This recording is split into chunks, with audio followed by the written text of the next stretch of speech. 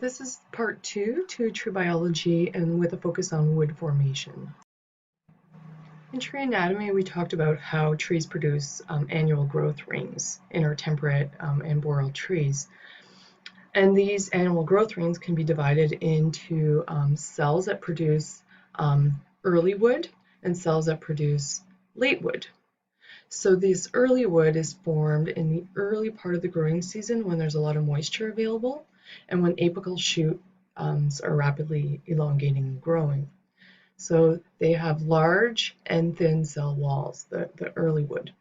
And the late wood forms when shoot elongation has ceased, and the cells to the late wood tends to be smaller with thick cell walls. Here's a graphical illustration of that. So here is one annual ring, and here's another annual ring. Here's the bark, and here you see the late wood, early wood, late wood, early wood, and moving towards the pith. And over one season, you can divide that season of growth, I guess, into two time periods. So there's a growth period to tree and then a dormancy period. And the growth, of course, happens when days are longer and more light and warmer. So early late spring to late summer, early fall. And then you have your dormancy period. And there's different physiological activities happening throughout the year. Let's focus on sprout growth and root growth. So this tends to be sprout growth much more rapid, early summer, for instance, and bud development tends to happen late summer. Root growth is much faster towards in the fall and also in the spring. And again, root growth happens sort of at the front end and the end of the growth period with a focus on top growth and diameter growth during the summer or late summer for diameter growth. If we look at a cross section of a tree, we have what's called the sapwood and the heartwood. And the sapwood tends to be lighter colored, whereas the heartwood tends to be darker colored in most trees. The sapwood is actually the living portion of the tree where water passes from roots to leaves and where excess food is stored. And the heartwood itself no longer functions as conducting tissue.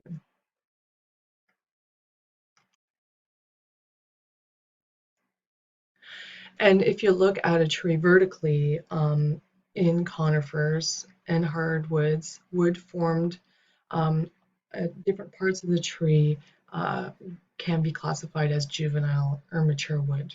I guess you could look at it vertically, but also horizontally.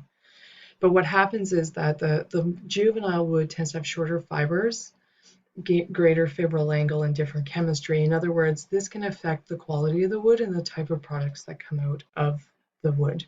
So for instance, some types of wood that form within 1 to 2 meters below the live crown, this tends to be wood that isn't as desirable, the juvenile wood, for pulp or solid wood products. But wood formed below that live crown, sorry, that was a little bit confusing, is known as mature wood.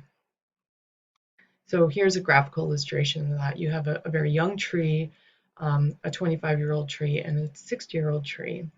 And what you see is that here you have 100% live crown on the tree, and all the wood is juvenile wood.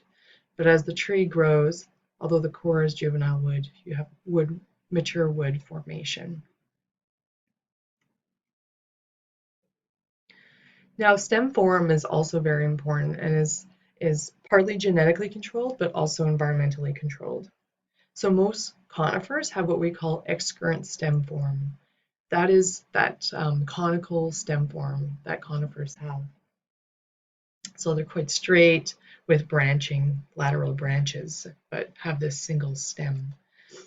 And what's significant here is in forestry, silviculture, is that stem form is very important because it affects the amount of solid wood products that can be produced, as well as the appearance in the area that that tree occupies, the amount of growing space that it occupies.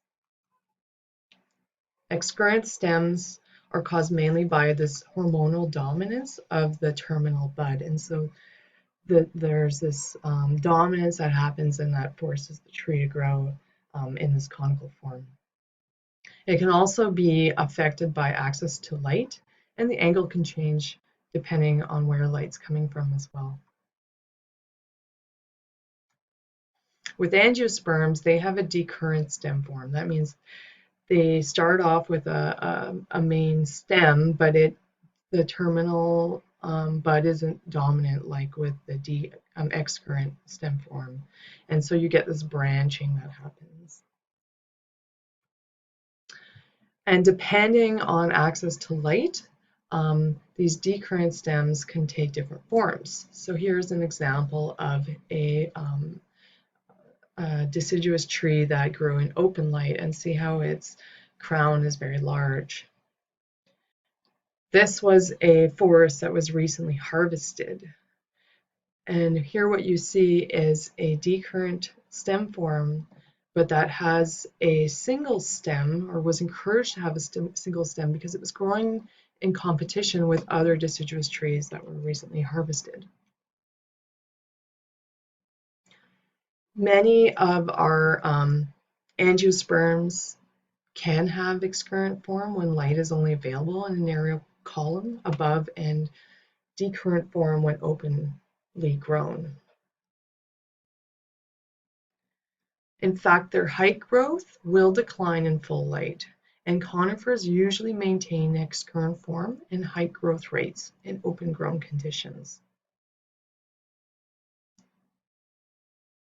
So for instance, in this image here, big leaf maple were grown in a stand of Douglas fir where light was only available above, so they developed a more excurrent stem form.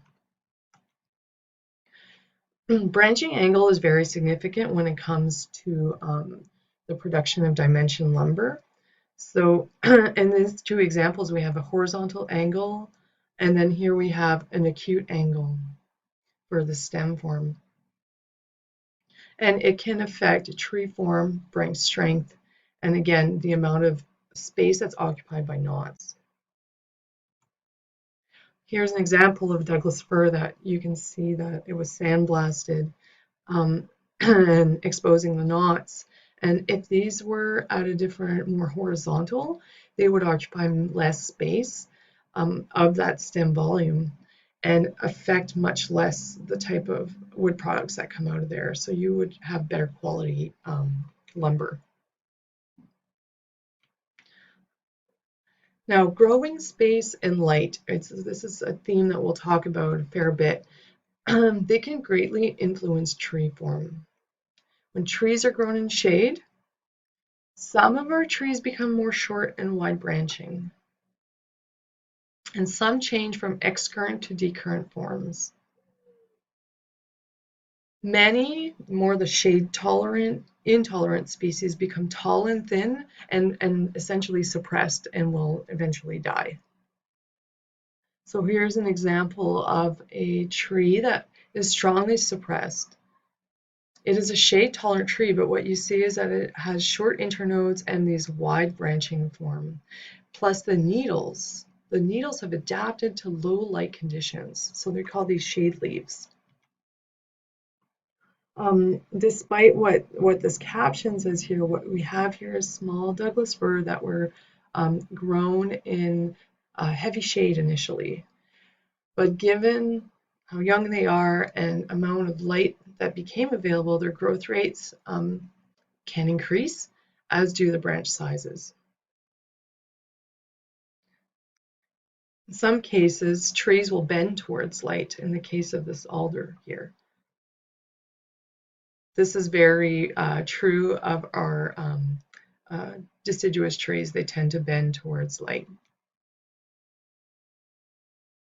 Diameter growth rates increase directly with amount of light, so that's important to remember. But so do branch size and persistence. So initially in a stand, you want close to 100% live crown. In other words, you want to have branching all the way down when the seedlings are young, so that they occupy as much as possible all the growing space in an area. So it's better, for instance, to plant at higher densities so that you can control site resources.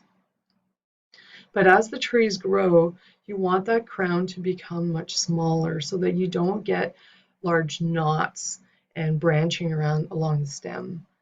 So for instance, this is an example of a conifer that is grown in open conditions. Here they are grown tightly, the density is very high. And so here you get that sort of classical Christmas tree look with lots of knots, lots of juvenile wood, a conical shape. This is not going to result in good good wood products or wood quality. In this situation, you're going to have a lot less knots because the crown, the crown it closed. It's in competition with other trees, and so you'll have a nicer wood quality. Trunk movement and mechanical stress result in greater diameter growth. Okay, but trees can, if with enough stress along their surfaces, you can get what's called reaction wood. So what reaction wood is abnormal wood formed in leaning stems and branches in trees. And here are some examples. So here is a conifer and a deciduous tree, and both of them have reaction wood. In conifers, reaction wood is referred to as compression wood, and it will happen on the side of the tree here. And with deciduous trees, you will form tension wood on this side of the tree. And what it is, it's denser, more brittle wood that has greater than normal longitudinal shrinkage. So it just doesn't dry very well, and it doesn't form very good wood quality. And that is it for now.